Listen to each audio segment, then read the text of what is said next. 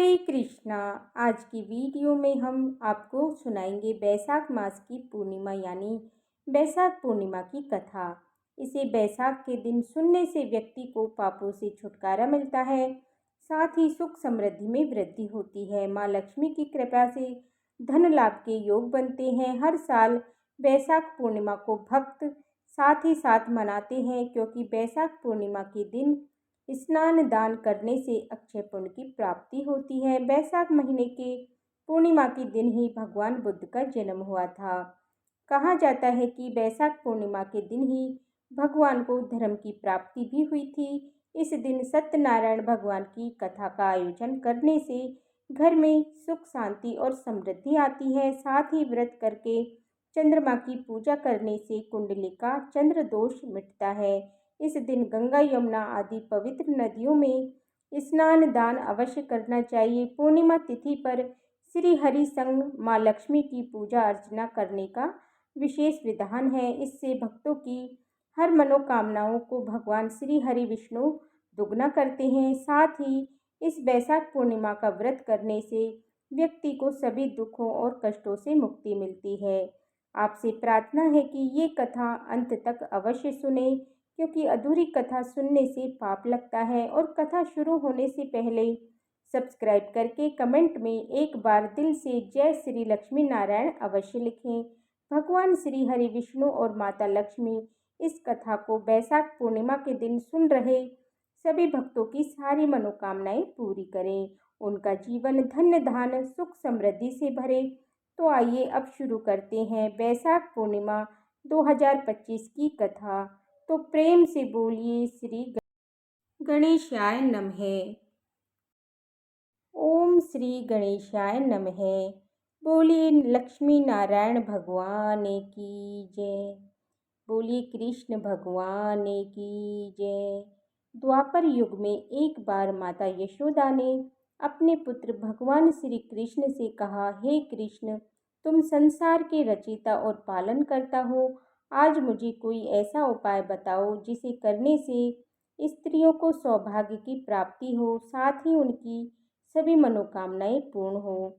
तब भगवान श्री कृष्ण ने कहा, हे माता यशोदा, मैं आपको एक अचूक उपाय विस्तार से बताता हूँ।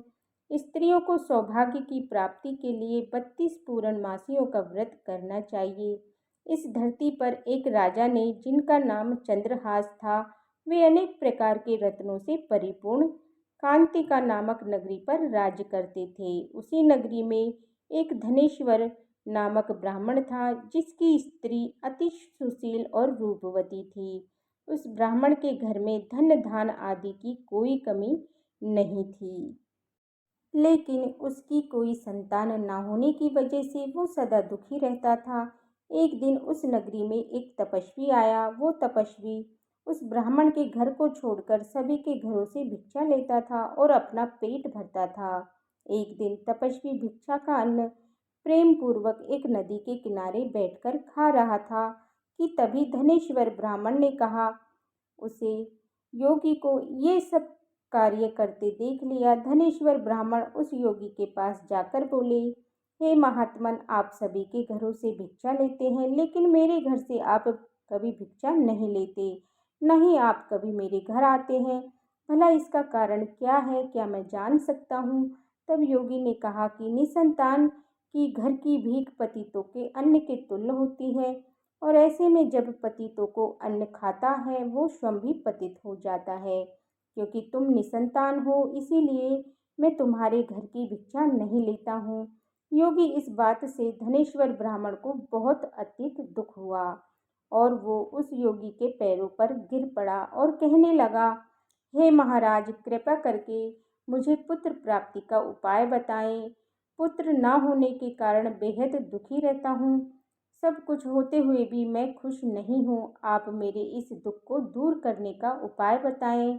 ये सुनकर योगी कहने लगे, ब्राह्मण, तुम चंडी देवी की आराधना करो। योगी के कहे अनुसार धनेश्वर ब्राह्मण ने मंदिर में जाकर चंडी देवी की उपासना की और उपवास किया। चंडी देवी ने 16वें दिन उसे सपने में आकर दर्शन दिए और कहा, हे धनेश्वर, जा तेरे पुत्र होगा।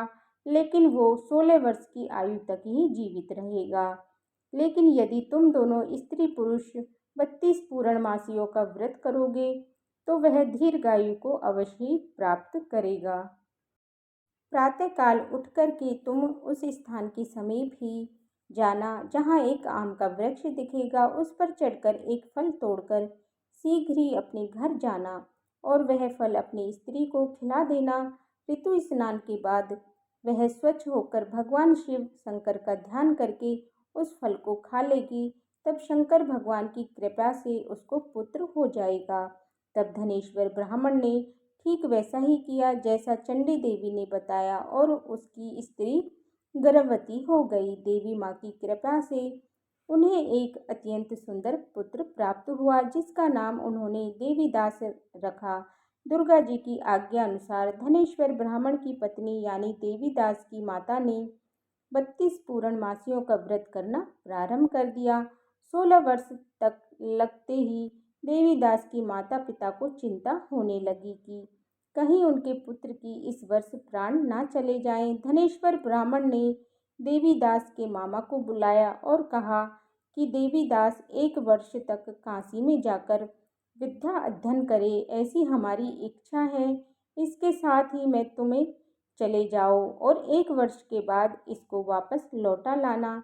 इस तरह देवीदास को एक घोड़े पर बिठाकर अपने मामा के साथ काशी पर भेज दिया गया। धनेश्वर ब्राह्मण ने अपनी पुत्री की दीर्घायु के लिए भगवती दुर्गा की आराधना और पूर्णमासियों का व्रत करना शुरू कर दिया।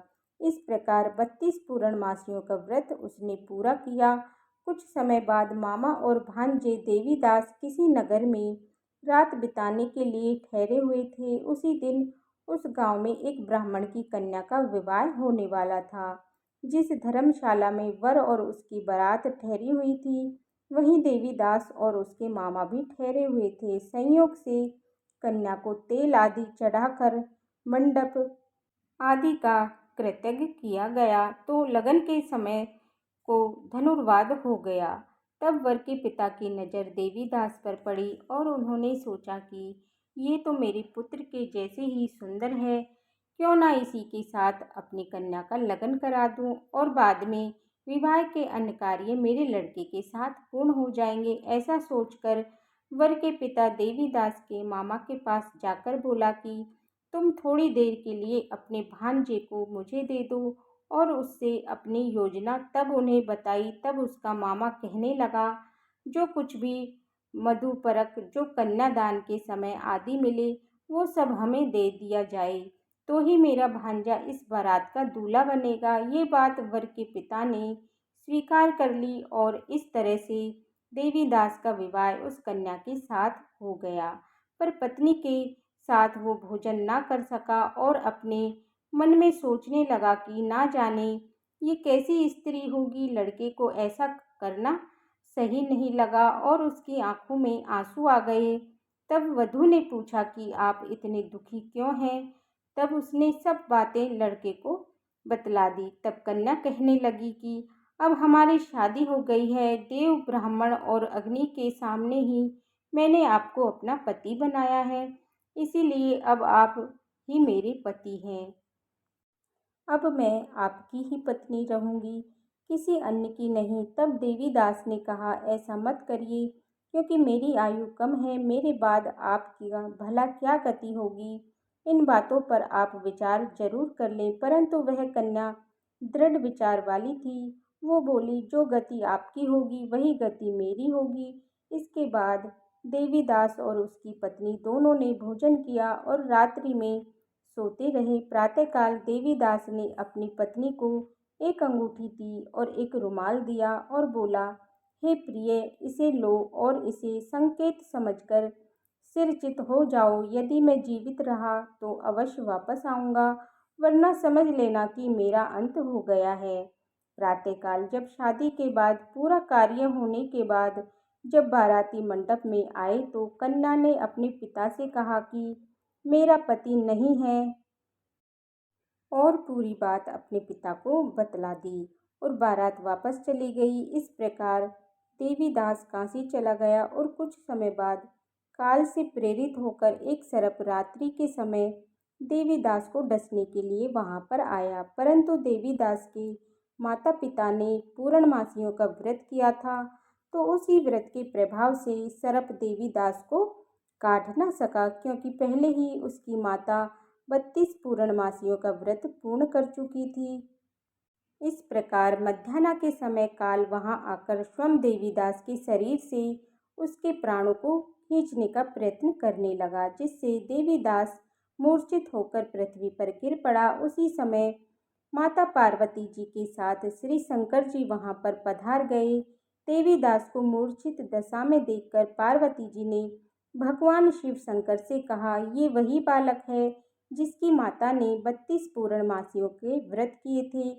इसी के प्रभाव से इसके जीवन का अंत दोष कट चुका है। माता भवानी के कहने पर भगवान शिव शंकर ने देवीदास को प्राणों का दान दे दिया। उधर देवीदास की स्त्री अपने नगर में अपने पति की प्रतीक्षा कर रही थी। जब 16वां वर्ष व्यतीत हो गया, तब देवीदास भी अपनी मामा के साथ काशी से चल दिया और वो कुछ दिन बाद अपनी पत्नी के घर पहुंच गया। लड़की के पिता ने खूब सारा धन देकर अपनी पुत्री को देवीदास के साथ विदा कर दिया। कथा की समाप्ति करने के बाद श्री कृष्ण माता यशोदा को बताते हैं कि धनेश्वर और उसकी पत्नी की तरह जो भी 32 पूर्णमासियों का व्रत रखती हैं, वो सदा सौभाग्यवती और पुत्रवती रहती हैं। ऐसी और व्रत कथाएं सुनने के लिए हमारे चैनल को सब्सक्राइब करें और बेल आइकन बटन को प्रेस करें, जिससे कि आने वाली वीडियो का नोटिफिकेशन आपको समय पर मिलता रहे। अगर हमारी वीडियो पसंद आई हो तो हमारी वीडियो को लाइक करें, शेयर करें और कमेंट बॉक्स में जय श्री लक्ष्मी नारायण अवश्य लिखें। तो प्रेम से बोलिए श्री कृष्ण भगवान की जय, श्री लक्ष्मी नारायण भगवान की जय। ओम नमो भगवते वासुदेवाय नमः।